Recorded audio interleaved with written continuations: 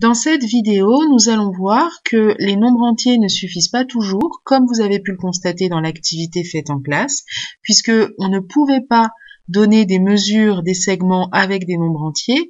Il vous a fallu plier, donc partager les unités pour faire comprendre à vos camarades comment tracer le segment de la longueur donnée. Alors, en effet, comme ça suffit pas toujours les nombres entiers, quand on partage l'unité en parties égales, on utilise alors des fractions. Donc, voyons voir comment s'appellent ces différentes parties suivant comment l'unité est partagée. Donc, si je partage l'unité en deux parties, les parties obtenues s'appellent des demi, et je vais pouvoir écrire qu'il me faut 2 demi, autrement dit 1 demi plus 1 demi, c'est égal à 2 fois 1 demi, et tout ça fait l'unité.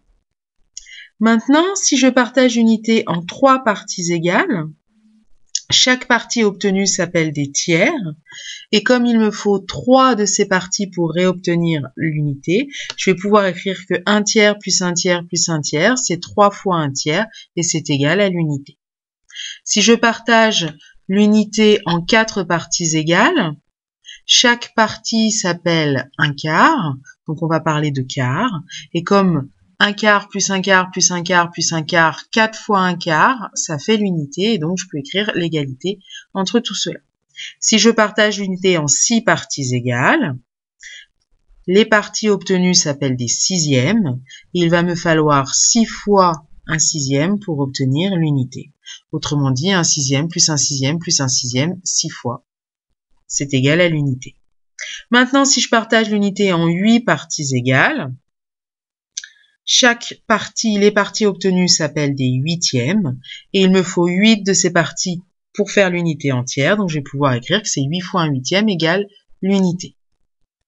Alors, réexpliquons très clairement comment on doit comprendre les fractions. Si j'ai la fraction 1 demi, ça veut dire que l'unité a été partagée en 2 parties égales et qu'on a pris une de ces parties.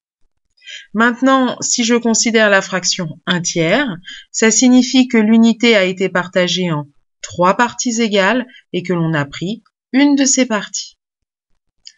La fraction 3 quarts, on a partagé l'unité en 4 parties égales et on prend 3 de ces parties. Si on considère la fraction 5 huitièmes, on a partagé l'unité en 8 parties égales et on prend 5 de ces parties.